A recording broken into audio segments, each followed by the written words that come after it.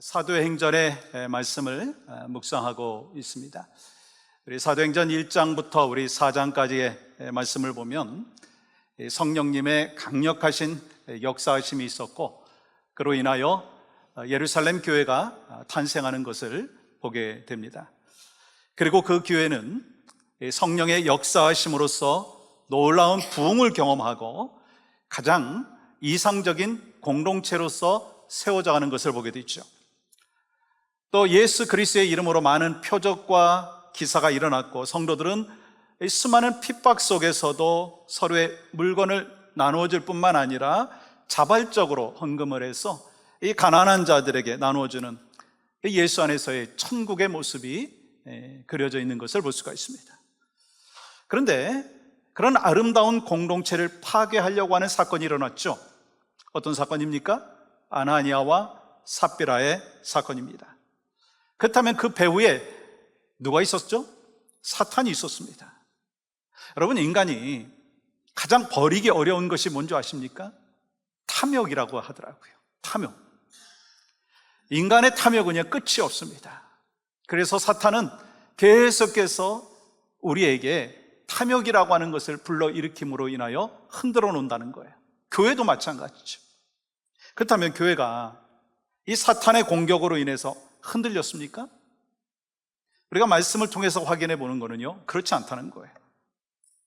성령님의 도우심으로 문제가 해결되었고, 온 교회는 하나님의 심판으로 인해서 큰 두려움을 갖게 되었습니다. 근데 그 두려움이 많은 사람들이 예수 그리스도의 복음을 듣게 하고, 또한 복음을 받아들이는 데 큰 역할을 했습니다. 이 초대교회가 다시 모이기에 힘쓰게 되었다는 것이죠. 그러므로 예수 그리스도의 이름으로 세워진 공동체는요, 인간의 탐욕, 물질, 인기, 자기 과시, 힘, 권력, 이런 것에 지배당하지 않아야 된다는 거예요. 교회는 반드시 예수 그리스도의 이름을 의지하는 공동체가 되어야 되는 거예요. 교회는 반드시 예수 그리스도가 중심이 되어야 한다는 것입니다. 그러므로 우리는요, 우리의 삶 가운데 내 생각과 욕심이 아닌 예수님의 이름으로, 예수님의 능력으로, 예수님의 선하신 뜻을 이루기 위하여 사명을 감당하는 믿음의 여정을 걸어가야 된다는 것입니다. 여러분, 오순절 성령의 강림과 함께 시작된 예루살렘 교회, 그 성령의 역사로 계속해서 폭발적으로 성장을 했고요, 더 많은 사람들이 예수 믿는 사람들과 교회를 칭찬을 했어요. 그러니까 예수 믿고 따르는 사람들의 수가 더 많아졌습니다. 그런데 오늘 본문에 보면 하나님에 의해서 움직이는 공동체에 박해가 찾아오는 것을 보게 되죠. 하나님을 믿고 하나님을 따르는 공동체에 박해가 찾아온다는 거예요. 무슨 뜻인가? 이 공동체가 주님 뜻대로, 주님의 은혜로, 주님의 역사하심으로 나아갈 때 사탄은 그냥 두지 않는다라고 하는 것입니다. 사탄은요, 또 다른 방법으로 교회를 무너뜨리려고 한다라고 하는 것입니다. 여러분, 17절 말씀은 이렇게 기록하고 있습니다. 대제사장과 그와 함께 있는 사람, 즉 사두개인의 당파가 다 마음의 시기가 가득하여. 사두개인들이요, 마음이 아주 불편했다는 거예요. 왜냐하면 이 사도들이 병자를 다 낫게 했기 때문인 것입니다. 여러분, 우리가 잘 알고 있듯이 사두개인들은요, 결코 하나님을 모르는 자들이 아닙니다. 영적인 지도자들입니다. 그렇기 때문에 사도들을 격려하고 축복해주고 칭찬해줘야 되는데 왜 사도들을 핍박하고 공격하느냐라고 하는 것입니다. 그 이유가 뭐죠? 그들에게 시기가 있기 때문인 것이죠. 시기심이 있었기 때문이다라고 하는 거예요. 여러분, 우리가 사도행전 5장 전반부에 나오는 이 아나니아와 삽비라의 사건, 교회 안에 이 사탄의 도구가 되었습니다. 근데 성경은 그들의 마음에 탐심이 가득했다라고 기록하고 있어요. 그들의 마음에 탐심이 가득했다라고 말씀하고 있어요. 그리고 오늘 본문에는 교회 밖에서 사탄의 도구가 된 사두개인들의 마음속에도 시기가 가득했다라고 말씀하고 있어요. 여러분, 보니까 사탄의 도구는요, 아무나 되는 게 아니더라고요. 사탄의 도구는요, 더러운 마음과 더러운 생각이 더러운 영을 불러들인다라고 하는 것을 우리가 기억해야 한다는 거예요. 여러분, 아나니아와 삽비라에게 탐심과 더러운 마음과 더러운 생각이 더러운 영을 불러들였다라고 하는 거예요. 여러분, 사두개인들의 마음에 있는 더러운 시기와 그리고 또한 질투가 더러운 영을 불러들였다라고 하는 것입니다. 그래서 우리는요, 우리의 마음과 생각을요, 점검해야 합니다. 무슨 말씀인가? 악한 사탄을 쫓아내는 것도 필요하지만 더 중요한 것이 뭐냐면 내 더러운 마음을 깨끗하게 해야 된다라고 하는 거예요. 그렇기 때문에 우리는요, 시기하지 말고 질투하지 말아야 합니다. 그래서 우리가 의식적으로 시기하고 질투하는 것을 버려야 된다는 거예요. 왜요? 그것이 더러운 마음이고 더러운 영을 불러들이는 것이기 때문인 거죠. 그러면 시기라고 하는 것, 무엇에부터 시작할까요? 무엇으로부터 시기심이 시작되죠? 그것은 비교하는 데서부터 시작되는 거예요. 이 사무엘상 18장 6절과 7절에 아주 유명한 이야기가 나오죠. 이렇게 기록하고 있습니다. 사무엘상 18장 6절과 7절, 무리가 돌아올 때 곧 다윗이 블레셋 사람을 죽이고 돌아올 때 여인들이 이스라엘 모든 성읍에서 나와서 노래하며 춤추며 소고와 경쇠를 가지고 왕 사울을 환영하는데 여인들이 뛰놀며 노래하여 이르되 사울이 죽인 자는 천천히요 다윗은 만만이로다 한지라. 그 당시 유행했던 그 노래가 뭐냐면 사울이 죽은 자는 천천히고 다윗은 만만이라고 하는 그 노래를 불렀다는 거예요. 여러분, 그 결과 어떤 모습이 나타납니까? 8절과 9절 말씀은 이렇게 기록합니다. 그날 후로 사울이 다윗을 주목하였더라. 여러분, 여기서 주목했다라고 하는 것은 악한 눈으로 주목하는 것, 그래서 시기심과 질투심이 시작되었다라고 하는 것입니다. 혹시 여러분들 중에 이러한 눈으로 누군가를 보고 있다면 그렇게 하지 말아야 돼요. 시기하면 상대방이 망하는 것이 아니라 누가 망하는 줄 아십니까? 자신이 망하는 거예요. 잠언 14장 30절 말씀은 이렇게 기록하고 있어요. 같이 한번 읽어볼까요? 시작. 평온한 마음은 육신의 생명이나 시기는 뼈를 썩게 하느니라. 시기는 뼈를 썩게 하느니라. 성경에 보면 시기한 사람들이 망한 모습들이 볼 수 있습니다. 아벨을 시기한 가인이 저주를 받았잖아요. 또 다윗을 시기한 사울이 망했어요. 요셉을 시기한 형제들 행복했습니까? 그렇지 않았어요. 이와 같이 시기하는 그 마음은 파괴적이면서 불행하게 만든다는 거예요. 우리 모두가 혹시 우리 가운데 시기심이 있다면 모든 것 다 벗어버릴 수 있기를 간절히 소망합니다. 근데요, 우리 어린 아이들은요, 어른과 같이 시기하지 않더라고요. 한국에요, 초등학교 1학년 시험 문제, 속담 문제였는데 이 빈칸을 채우는 문제였습니다.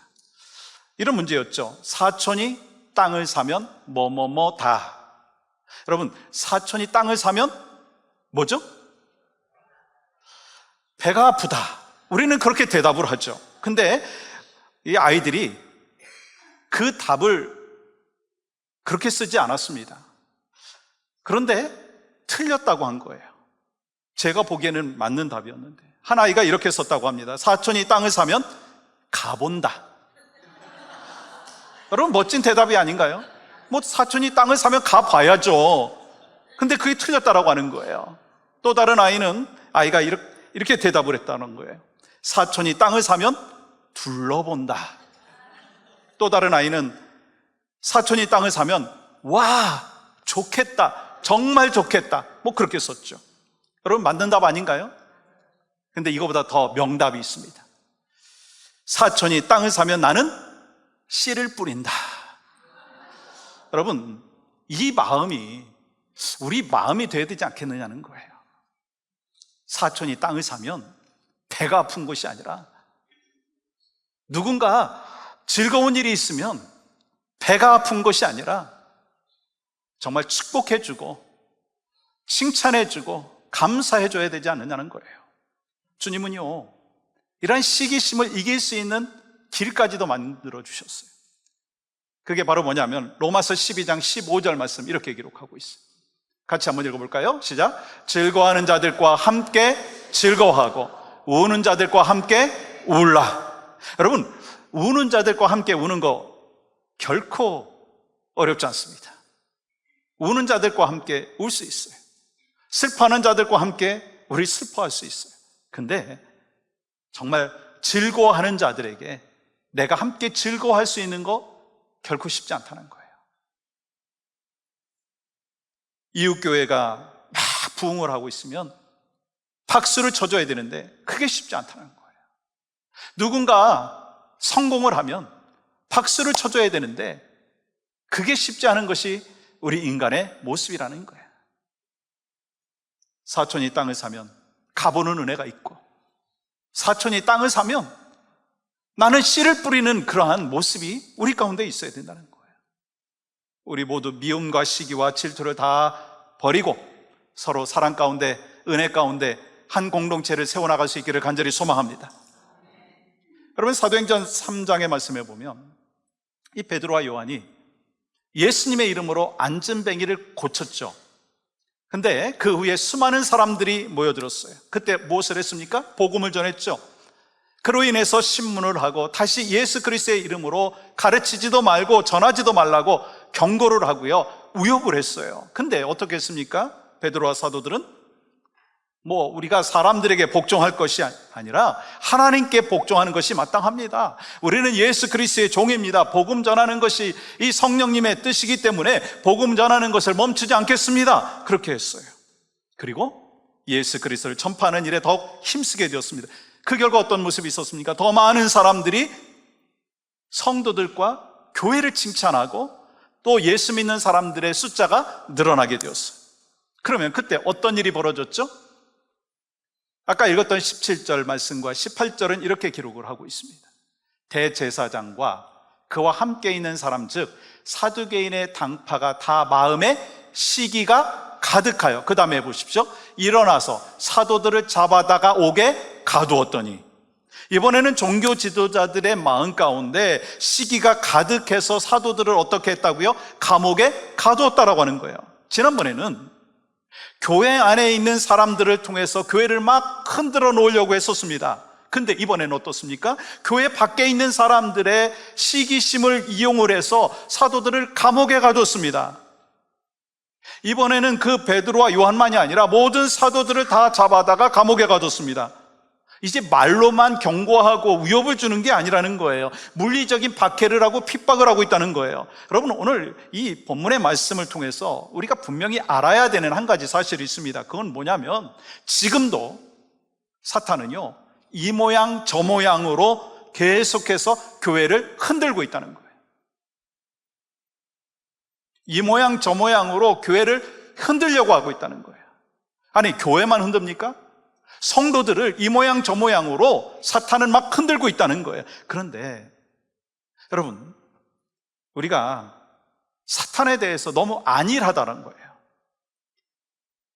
이 사탄이 교회를 어떻게 흔들려고, 어떻게 무너뜨리려고 하는지 잘 모른다라고 하는 거예요.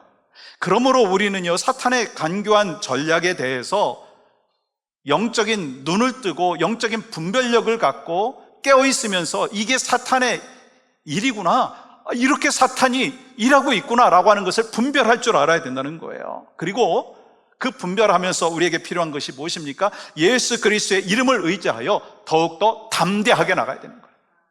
내 힘으로 담대하게 나가는 것이 아니라 예수 그리스도의 능력의 힘을 의지해서 담대하게 나가야 된다는 거예요. 그런데 이번에도 하나님께서요, 초자연적인 방법으로 개입하심으로 인하여 사탄의 전략이 어떻게 되었습니까? 실패하게 되었습니다. 여러분, 18절부터 20절까지 말씀을 이렇게 기록합니다. 사도들을 잡아다가 옥에 가두었더니 주의 사자가 밤에 옥문을 열고 끌어내어 이르되, 가서 성전에 서서 이 생명의 말씀을 다 백성에게 말하라 하며, 하나님께서 보내신 천사가 사도들이 갇혀있던 옥문을 열었어요. 사도들을 또한 밖으로 끌어냈다라고 하는 거예요. 여러분, 이것이 바로 하나님께서 초자연적인 방법으로 개입하신 것을 말씀하는 것입니다. 여러분, 하나님께서는요, 애초에 사도들이 잡혀가지 않게 하실 수 있는 능력이 있는 분입니다. 그런데 그냥 잡혀가게 하시고 감옥 문을 열어서 풀어주셨어요. 그럼 왜 그렇게 하셨느냐는 거예요. 왜 그렇게 하셨죠? 여러분, 20절 말씀 다시 보시면 이렇게 기록합니다. 가서 성전에 서서 이 생명의 말씀을 다 백성에게 말하라 하며, 성전에 가서 복음을 전하게 하기 위해서 철통같이 감시하고 있는 감옥에서 놀라운 기적으로 그들을 나오게 했다는 거예요. 그러면 왜 감옥에 들어갔다가 나오게 하신 것일까? 계속 감옥에 있는 것이 하나님의 영광이 되었다면 아마 감옥에 계속해서 그냥 두셨을 것입니다. 그런데 하나님께서는 초자연적인 방법으로 개입하심으로써 하나님의 영광을 드러나셨고 또 복음을 전파할 수 있기 때문에 그렇게 하셨다라고 하는 것입니다. 여러분, 하나님께서 사도들을 감옥에서 건져내신 이유는 사도들을 살리시고 편안하게 먹고 자고 즐기게 하기 위함이 아니라 성전에 가서 생명의 말씀을 전하게 하기 위함이라고 하는 것입니다. 사도들이 마땅히 해야 할 일을 하게 하기 위함이라는 것입니다. 그 복음 전도에 사명이 있었기 때문에 감옥에서 나오게 하신 것입니다. 그리고 그 사명을 갖고 감옥에서 나와서 그 명령과 그 말씀대로 새벽에 성전에 들어가서 가르치셨다라고 하는 것을 성경은 또 말씀하고 있습니다. 여러분, 이와 같이 하나님께서는요, 사명을 맡기시기 위해서 기적을 행하시는, 사명을 맡기시고 사명을 감당할 수 있도록 초자연적인 방법으로 개입하시고 역사하신다라고 하는 거예요. 지금도 하나님은 초자연적인 방법으로 우리의 삶 가운데 일하여 주시고 계신 것을 우리는 분명히 믿습니다. 아멘이시죠? 초자연적인 방법으로 성령 하나님께서 우리의 육신의 연약함들, 질병을 고쳐주실 수 있는 능력의 하나님이신 것을 믿습니다.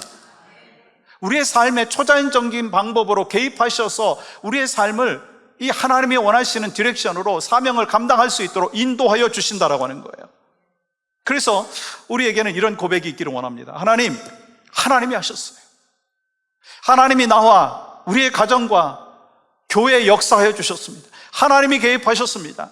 오직 하나님의 은혜입니다. 그 고백이 우리 가운데 있기를 간절히 소망합니다.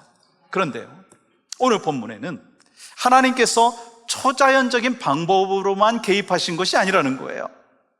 다른 방법으로 도우셨다라고 하는 것을 말씀하고 있습니다. 여러분, 사도들이 감옥에서 풀려나서 다시 전도 현장으로 나아갔죠. 근데 어떤 일이 벌어졌습니까? 종교 지도자들은 더욱 강팍해져서 사도들을 죽이려고 하는데 막 혈안이 되어 있는 거예요. 여러분, 33절 말씀 보십시오.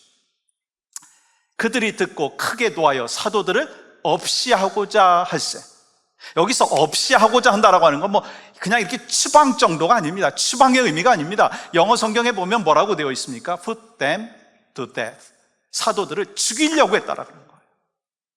그럼에도 불구하고 오늘 본문 앞부분에서 천사를 보내셔서 초자연적인 방법으로 도우셨다라고 하는 거예요. 근데 이번에는 하나님께서 다른 방법으로 도우셨다는 거예요. 여러분, 예상하지 못한 한 사람이 갑자기 그들을 도와주는 것을 보게 되죠. 여러분, 34절 말씀 보세요. 바리새인 가말리엘은 율법 교사로 모든 백성에게 존경을 받는 자라. 공회 중에 일어나 명하여 사도들을 잠깐 밖에 나가게 하고. 여러분, 가말리엘이라고 하는 사람, 우리가 좀 친숙하지 않습니까? 왜냐하면 우리가 이 사도 바울에 대해서 공부를 할 때 이 사도 바울이 가말리엘 문화에서 공부했다라고 하는 사실을 우리가 알고 있습니다. 그는 이스라엘 백성들에게 존경받는 바리새인이었고 율법 교사였습니다. 그러니까 그가 단순히 성경적인 지식만 갖춘 학자가 아니라 아주 지혜롭고 인품이 뛰어난 사람이라고 하는 것을 알 수가 있습니다. 그런데 그 가말리엘이 일어나서 이렇게 말하는 거예요. 35절 보십시오.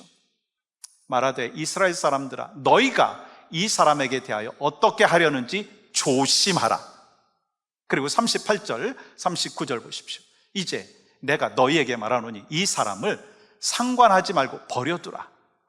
이 사상과 이 소행이 사람으로부터 났으면 무너질 것이요 만일 하나님께로부터 났으면 너희가 그들을 무너뜨릴 수 없겠고 도리어 하나님을 대적하는 자가 될까 하노라 하니. 여러분, 그 위에 어떤 일이 벌어졌느냐면 40절 보십시오. 40절은 이렇게 기록합니다. 같이 한번 읽어볼까요? 시작. 그들이 옳게 여겨 사도들을 불러들여 채찍질하며 예수의 이름으로 말하는 것을 금하고 놓으니. 사도들을 죽이려고 했던 그들이 가말리엘의 말을 듣고 다 옳게 여겼다는 거예요. 성령님께서는 가말리엘을 통해서 사도들을 핍박하였던 그것을 하려고 했던 것을 막아주셨다는 거예요. 그래서 공회는 가말리엘의 조언대로 죽이려 했던 사도들을 어떻게 해요? 채찍질한 후에 풀어줬다는 거예요. 죽이려고 했는데 그냥 채찍질하고 그냥 풀어줬다라고 하는 거예요. 여러분, 여기서 두 번의 풀어줌의 역사가 있었어요. 여러분, 한 번은 뭐냐면 하나님께서 초자연적인 방법으로 개입하셔서 이 사도들을 풀어준 거예요. 또 한 번은 가말리엘이라고 하는 그 사람을 통해서 풀어주신 거예요. 마찬가지예요. 지금은 21세기입니다. 하나님께서는 지금도 마찬가지로 초자연적인 방법으로 우리의 삶에 개입하여 주십니다. 아멘이시죠? 뿐만 아니라 하나님께서는 우리 사람과 환경을 통해서 일하여 주신다라고 하는 것입니다. 가말리엘이라고 한 사람은요, 복음 전파를 위해서 쓰임받은 사람이었어요. 비록 바리새인이었고 율법 교사였지만 이 복음 전파를 위해서 쓰임을 받은 사람입니다. 여러분한테 한번 질문해 볼까요? 여러분은 하나님께서 가말리엘을 감동시키셔서 사도들을 풀어주셨다라고 하는 이 사실을 믿습니까? 우리는요, 하나님의 도우심에 대해서 초자연적인 방법만을 생각하는 것, 그런 모습이 있습니다. 근데 하나님께서는요, 우리 인생에 초자연적인 방법으로 역사하시기도 하시지만 많은 경우에 사람을 통해서 일하시고 환경을 통해서 일하신다라고 하는 것입니다. 그렇기 때문에 우리가 어떤 초자연적인 역사만을 기다리고 바라보고 있는 건 또한 문제가 있을 수 있다는 거예요. 예를 들어서 이런 거죠. 어떤 아주 독실한 크리스찬이 물에 빠졌어. 그럼 물에 빠지면 크리스찬이 어떻게 하겠습니까? 주님, 제가 지금 물에 빠져 죽을 위기에 처해 있습니다. 주님, 빨리 오셔서 강권적으로 나를 건져주시옵소서. 뭐 그렇게 기도하지 않겠어요? 그렇게 기도했어요. 그랬더니 배 한 대가 오는 거예요. 그 배가 와가지고 빨리 타라고. 그랬더니 이 독실한 크리스찬이 괜찮다고 그냥 가라고. 하나님이 나를 구해주실 거라고. 뭐 그렇게 하고 이제 배가 가버렸어. 하나님 앞에 또 기도하는 거. 하나님께서 역사해 주셔서 나를 건져 주시옵소서. 기도했더니 또 막 헬리콥터가 오는 거예요. 그래서 사다리를 내리고 그 빨리 이제 사다리 타고 올라오라고 하니까 괜찮다고 그냥 가라고. 하나님이 나를 구해 주실 것이라고. 그 열심히 기도했어요. 그러다 어떻게 되었어요? 물에 빠져 죽었어요. 예수 믿고 하나님의 사람이었으니까 천국에 갔죠. 하나님 앞에 가서 따졌어요. 하나님, 내가 그렇게 힘들고 어려울 때 물에 빠져 죽을 그 위기에 처했을 때 내가 얼마나 간절히 기도했으며 믿음으로 기도했습니까? 근데 왜 하나님께서는 기도에 응답을 하지 않으셨습니까? 그때 하나님께서 네가 그렇게 기도할 때 배를 보냈지 않냐? 네가 그렇게 간절히 부르짖었을 때 내가 헬리콥터를 보냈지 않냐? 근데 네가 왜 외면했느냐? 누가 만들어 놓은 이야기일 겁니다. 근데 우리에게 주는 레슨이 참 많다라고 하는 거예요. 여러분의 인생을 한번 되돌아보십시오. 여러분의 가정과 여러분의 삶을 한번 되돌아보십시오. 여러분의 인생 가운데 초자연적인 방법으로 하나님께서 개입하시고 일하셨던 그 경험 있지 않습니까? 아멘이시죠? 여러분, 기도했을 때 하나님의 질병을 고쳐주신 경험을 여러분 하셨을 거예요. 또 관계에 문제가 있었을 때 기도하니까 하나님께서 강권적으로 역사해 주심의 은혜를 또 경험했을 것입니다. 또 삶에 문제가 있고 어려움이 있을 때 정말 하나님이 놀랍게 역사해 주신 그 경험이 있을 거예요. 초자연적인 방법으로 개입하실 때도 있으셨고, 어떤 때는 또한 사람을 통해서, 환경을 통해서 말씀하시고 일하여 주실 때가 있었을 것입니다. 그렇기 때문에 우리 인생의 여정에 나에게 허락해 주신 감말리엘이 있다는 거예요. 내 인생에 감말리엘이 있다라고 하는 거예요. 그 사람이 바로 내 인생에 도움의 손길이었고, 그것이 바로 하나님께서 나를 도와주심에 은혜를 베풀어 주신 그 과정이었다라고 하는 거예요. 우리는 오늘도 하나님의 초자연적인 방법으로 개입해 주심에 대한 기대함과 소망이 있어야 돼요. 그러나 또 하나님께서 준비해 놓으신 그 사람을 통해서 우리 가운데 일하여 주신다라고 하는 사실도 기억하시기 바랍니다. 사랑하는 여러분, 우리의 삶에 하나님의 개입하심, 성령님의 도우심의 손길은 초자연적인 방법을 통해서 일하시기도 하고, 사람과 환경을 통해서 일하신다라고 하는 것을 분명히 깨닫고, 성령의 도우심과 역사하심을 날마다 경험하는 여러분과 저의 삶이 되기를 간절히 소망합니다. 사실 오늘 여기까지가 하나님께서 주시는 키포인트의 메시지라고 생각을 했어요. 근데 이 말씀을 묵상하다 보니까 이 몇 가지 더 우리에게 주시는 영적인 레슨을 발견할 수가 있는데, 먼저 우리가 생각해 봐야 될 것은 사탄의 주 공격 대상이 누군가라고 하는 것을 오늘 말씀을 통해서 우리에게 레슨을 주고 있습니다. 여러분, 18절 말씀은 이렇게 기록합니다. 사도들을 잡아다가 옥에 가두었더니, 사도들을 잡아다가 옥에 가두었더니. 언제나 사탄의 공격 대상은요, 리더입니다. 리더, 가정의 리더, 또 교회의 리더, 목장의 리더, 나라의 리더예요. 여러분, 성경 말씀에도 보면 목자를 치면 양떼는 흩어진다라고 말씀하셨어요. 여러분, 오늘날 한국교회를 보시기 바랍니다.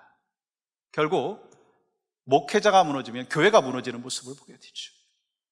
여러분, 교회에 어느 성도가요, 정말 하지 말아야 될 행동을 했어요. 도덕적으로, 윤리적으로 하지 말아야 될 행동을 했어요. 그러면 뭐 교회적으로 아픈 일이고 참 가슴 아픈 일이고 기도해야 될 문제지만, 교회가 뭐 그 성도로 인해서 무너지지는 않더라고요. 그런데 목회자가, 특별히 담임 목사가 하지 말아야 될 그 일을 행했을 때, 정말 도덕적으로 윤리적으로 하지 말아야 될 그 행동을 했을 때 교회가 어떻게 되느냐면 교회가 무너지는 거예요. 우리는 사탄의 공격 대상이 누군지를 분명히 알아야 합니다. 여러분은 지금 왜 교회가 이렇게 됐는지 한번 생각해 봐야 된다. 여러분, 사탄의 공격 대상이 바로 리더라고 하는 거예요. 이 목장의 리더가 누굽니까? 목자예요. 교회 리더가 누굽니까? 목회자들이에요. 그렇기 때문에 우리에게 필요한 것은요, 교회 영적 리더를 위해서 기도해야 될 줄 믿습니다. 저는요, 이제 수요 중보 기도를 이제 수요일 날 오전에 이제 대면에서 하는데, 또 저녁에는 온라인으로 하지 않습니까? 이제 장 목사님이 인도하시는데 여러 가지 기도 제목 중에 항상 빼놓지 않는 기도 제목이 있어요. 그게 뭐냐면 담임 목사를 위해서 기도하는 거예요. 근데 제가 이런 생각을 했어요. 아니, 그냥 목회자들을 위해서 기도하다가 좀 담임 목사를 위해서 기도하는 거 좀 같이 이렇게 붙여서 하면은 제가 좀 불편하지 않을 텐데 왜 담임 목사만을 위해서 저렇게 간절히 기도하나, 그런 생각을 했는데요, 나중에 제가 깨달은 게 있어요. 이 영적인 이 공동체가 바로 교회 공동체입니다. 그러면 여러분, 이 영적인 일의 공동체 리더 누구입니까? 목회자들이에요. 특별히 담임 목사예요. 그래서 제가 더욱더 목회자를 위해서 기도했을 때, 그거는 담임 목사를 위해서 기도했을 때 그거는 나를 위한 기도만이 아니라 교인들을 위한 기도이고 교회를 위한 기도다라고 하는 것을 깨닫게 되었어요. 그러면서 그 기도할 때 더 많이 제가 부르짖고 더 많이 간구하고 있습니다. 여러분, 여러분이 저를 위해서 기도해 주셔야 돼요. 여러분이 저를 위해서 기도해 주셔야 돼요. 아멘을 왜 안 하시는 거예요? 안 하시겠다는 거예요. 여러분 저를 위해서 기도해 주셔야 돼요. 아니, 저 개인을 위해서 기도하는 것이 아니라 담임 목사인 저를 위해서 기도해 주셔야 돼요. 아멘이신가요? 여러분 목자들을 위해서 기도하셔야 돼요. 더 크게 아멘 하셔야 될 줄 믿습니다. 이 목자들이 영적으로 충만하고 또 부목자들이 같이 합심해서 이 목장을 하나님이 원하시는 모습으로 이끌어갈 때 바로 교회가 하나님이 원하시는 방향으로 가기 때문인 것입니다. 그래서 여러분과 제가 영적으로 더 깨어 있을 수 있도록, 영적인 분별력을 갖고 사명을 감당할 수 있도록 담임 목사인 저를 위해서도 기도하시고 목회자들을 위해서도 기도하시고 교회 리더들을 위해서 기도할 수 있는 모두가 되기를 간절히 소망합니다. 또 한 가지 우리에게 주시는 레슨이 뭔가 살펴보았는데 42절에서 그것을 발견할 수가 있었습니다. 이렇게 기록하죠. 같이 한번 읽어볼까요? 시작. 그들이 날마다 성전에 있든지 집에 있든지 예수는 그리스도라고 가르치기와 전도하기를 그치지 아니하니라. 제가 가장 감동받았던 것은 우리 42절 다시 한번 스크린에 비춰주시면 이렇게 기록하고 있죠. 날마다라고 하는 수식어예요. 날마다. 또한 수식어는 뭐냐면 성전에 있든지 집에 있든지 언제나 어디서나 그들은 예수의 증인이었다는 거예요. 그들은 언제나 어디서나 크리스찬이었다라고 하는 것입니다. 오늘날 왜 기독교에 대해서 반감을 갖고 있는지 여러분 아십니까? 교회에서의 모습과 직장에서의 모습이 다른 분들이 있다는 거예요. 교회에서는 크리스찬이지만 집에서, 직장에서 크리스찬으로 살지 못한다는 거예요. 교회에서는 크리스찬이지만 마켓에 가서, 식당에 가서는 크리스찬다운 행동이 나오지 않는다라고 하는 것입니다. 교회에서는 목사지만, 교회에서는 장로지만, 교회에서는 성도지만 밖에 나가서는 그렇지 못하다는 거예요. 여러분 오늘 이 말씀이 여러분과 저에게 도전이 되기를 원합니다. 날마다 성전에 있든지 집에 있든지 어디서나 크리스찬 될 수 있기를 간절히 소망합니다. 사도들은 어떤 상황 속에서도 신실하게 그들에게 주어진 사명을 따라서 예수 그리스도의 십자가와 부활의 증인으로 복음을 증언하는 일을 계속했다는 거예요. 이를 위해서 헌신하고 힘썼다는 것입니다. 이것이 참된 크리스찬의 삶인 것입니다.